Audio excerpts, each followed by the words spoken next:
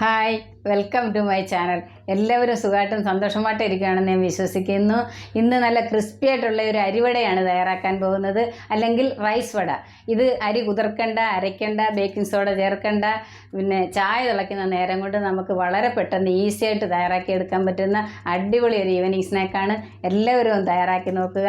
ഇനി നമുക്ക് തയ്യാറാക്കുന്നത് എങ്ങനെയാണെന്ന് നോക്കാം. വട തയ്യാറാക്കാൻ വേണ്ടി 1.5 കപ്പ് അരിപ്പൊടി ഒരു പാത്രത്തിലേക്ക് ഇട്ട് കൊടുക്കുക. ഞാനെടുത്ത അരിപ്പൊടി ഇടിയപ്പത്തിൻ്റെ അരിപ്പൊടിയാണ് ഞാൻ എടുത്തിരിക്കുന്നത്. നിങ്ങൾക്ക് ഏത് അരിപ്പൊടി വേണമെങ്കിലും എടുക്കുക. വറുത്ത അരിപ്പൊടി ആകുമ്പോൾ ഒന്നുകൂടെ ടേസ്റ്റി ആയിരിക്കും. കുറച്ച് തരിയുള്ള അരിപ്പൊടി ആയാലും കുഴപ്പമൊന്നുമില്ല. പുട്ടിൻ്റെ പൊടിയായാലും കുറച്ച് നല്ലപോലെ വേവിച്ചെടുക്കണമെന്നേ ഉള്ളൂ. 1 കപ്പ് തൈര് ചേർത്ത് കൊടുക്കുക. ഞാൻ എടുത്തിരിക്കുന്നത് അധികം പുളിയില്ലാത്ത വീട്ടിൽ തയ്യാറാക്കിയ തൈരാണ് എടുത്തിരിക്കുന്നത്.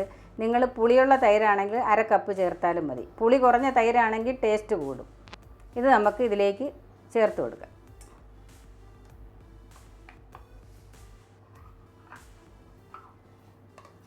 ഇനി ഇതിലേക്ക് 1 കഷ്ണം ഇഞ്ചി ചെറുതായി കട്ട് ചെയ്തത് ചേർത്ത് കൊടുക്കാം.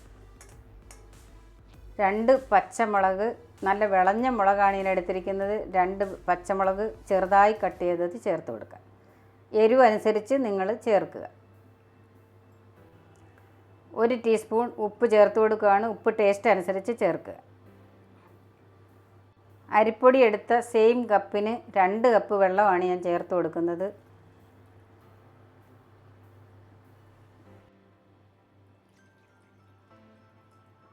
ഇനി നമുക്കിതൊന്ന് ഇളക്കി കൊടുക്കാം. ഒന്ന് മിക്സ് ചെയ്യാം.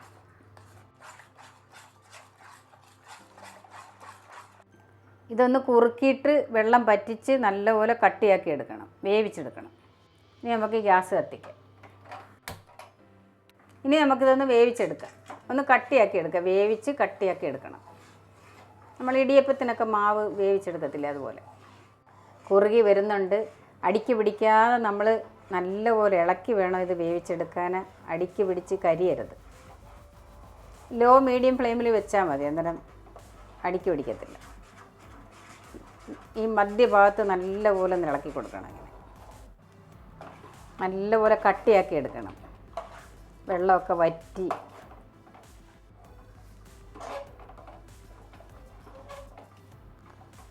വറ്റി നല്ലപോലെ കട്ടിയായിട്ടുണ്ട്. ഇനി നമുക്ക് ഗ്യാസ് ഓഫാക്കാം. ഇനി ഇതൊന്ന് ചൂടാറാൻ വയ്ക്കണം. ഇങ്ങനെ ഒന്ന് ഇളക്കി വെച്ചാൽ മതി, ചൂടാറാൻ പെട്ടെന്ന്.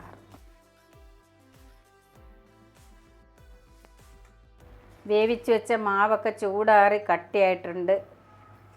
ഇനി നമുക്കിത് കൈകൊണ്ട് വേണം ഇത് കുഴച്ചെടുക്കാൻ. അതിലേക്ക് നമുക്ക് 1 സവാള ചെറുതായി കട്ട് ചെയ്തത് ചേർത്ത് കൊടുക്കാം. 1 കപ്പ് അരിപ്പൊടി എടുക്കുന്നെങ്കിൽ കുറച്ച് സവാള ചേർത്താലും മതി. ഒരു മുറിയോ അവരവരുടെ ഇഷ്ടത്തിന് കുറച്ച് ചേർത്താൽ മതി. 10 കുരുമുളക് ചതച്ചത്, കുറച്ച് കറിവേപ്പില ചെറുതായി കട്ട് ചെയ്തത്. വടയ്ക്ക് കറിവേപ്പില നല്ലൊരു ഫ്ലേവറൊക്കെ കിട്ടും, നല്ല മണവും. 1/4 കപ്പ് മല്ലിയില ചേർത്ത് കൊടുക്കുക. മല്ലിയില ഇഷ്ടമില്ലെങ്കിൽ കറിവേപ്പില ചേർത്താലും മതി, ഏതെങ്കിലും ഒരെണ്ണം ചേർത്താലും മതി. ഇതിലേക്ക് ചേർത്ത് കൊടുക്കുക.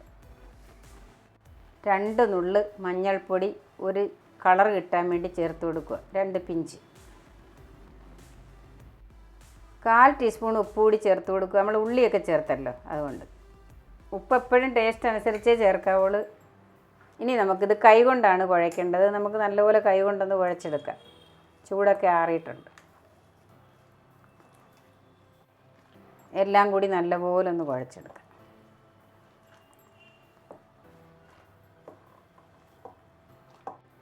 എല്ലാം കുഴച്ച് റെഡിയാക്കി വെച്ചിട്ടുണ്ട്. അതിൽ നിന്ന് നമ്മൾക്ക് കുറേശ്ശെ മാവ് ഇങ്ങോട്ടെടുക്കാം. നമ്മുടെ കൈ ഉണ്ടല്ലോ, ഒട്ടാതിരിക്കാൻ നമ്മൾ അതിൻ്റെ കുറച്ച് വെള്ളത്തിലോട്ട് കൈ മുക്കണം. ഇങ്ങനെ നമ്മൾ വട ഉണ്ടാക്കുന്ന പോലെ തന്നെ, ഉഴുന്നുവടയൊക്കെ ഉണ്ടാക്കുന്ന പോലെ തന്നെ. ഇത്രച്ച് ഉരുള എടുത്തിട്ട് നമ്മൾ കയ്യിലിട്ട് ഇങ്ങനെ ഒന്ന് ഉരുട്ടണം. ഉരുട്ടിയിട്ട് ഇങ്ങനെ ഒന്ന് അമർത്തണം. അമർത്തിയിട്ട് വെള്ളത്തിൽ കൈ തൊട്ടിട്ട് ഇങ്ങനെ ഒന്ന് ഹോളിടണം. നമ്മൾ ഉഴുന്നുവട തയ്യാറാക്കുന്ന അതേപോലെ തന്നെ തയ്ച്ചത് ഹോളിട്ടാണ്. ഇതുപോലെ ഹോളിട്ട് റെഡിയാക്കി നമുക്ക് വെക്കാം എല്ലാം.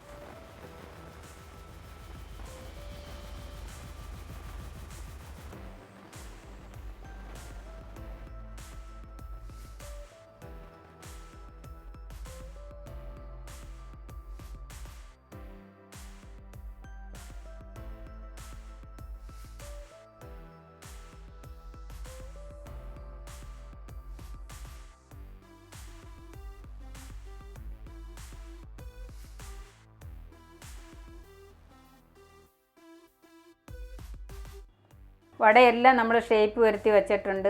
18 വട കിട്ടിയിട്ടുണ്ട് 1.5 കപ്പ് അരിപ്പൊടിയിൽ. 1 കപ്പ് അരിപ്പൊടിയിൽ വേണമെങ്കിൽ നിങ്ങൾക്ക് തയ്യാറാക്കാം. ഇനി നമുക്കിത് പൊരിച്ചു പോരാം. ചട്ടി അടുപ്പ് വെച്ച് എണ്ണ ഒഴിച്ച് ഗ്യാസ് കത്തിച്ച് എണ്ണ തിളച്ചിട്ടുണ്ട്. ഇനി നമുക്ക് ഓരോ വട ഇതിലേക്ക് ഇട്ടുണ്ട്.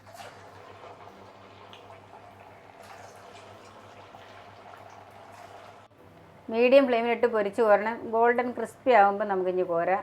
ഇട്ട ഉടനെ ഇളക്കരുത്, കുറച്ച് വെയിറ്റ് ചെയ്യുക.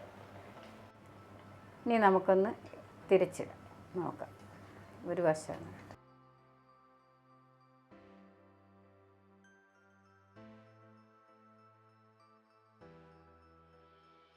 വട നല്ല ഗോൾഡൻ ക്രിസ്പിയായിട്ട് കിട്ടിയിട്ടുണ്ട്. ഇത് പുറമേ ഒന്ന് മൊരിഞ്ഞാൽ മാത്രം മതി, ഉള്ളിൽ വേവാനൊന്നുമില്ല. പുറമേ മൊരിയുമ്പോൾ ഇനി കോരിയാൽ മതി. ഗോൾഡൻ കളറാകുമ്പോൾ ഇനി കോരുക. ഇനി നമുക്ക് ബാക്കിയും കൂടി ഇതുപോലെ പൊരിച്ചു പോരാം. വടയെല്ലാം റെഡി ആയിട്ടുണ്ട്. നല്ല ക്രിസ്പിയായിട്ട് കിട്ടിയിട്ടുണ്ട്. ഒരെണ്ണം ഞാൻ എടുത്ത് പൊട്ടിച്ച് കാണിക്കാം. വാ, ഉള്ളിൽ നല്ല സോഫ്റ്റായിട്ടും പുറമേ നല്ല ക്രിസ്പിയായിട്ടും ഇരിക്കുകയാണ്. ഞാനൊന്ന് തിന്ന് കാണിക്കാം.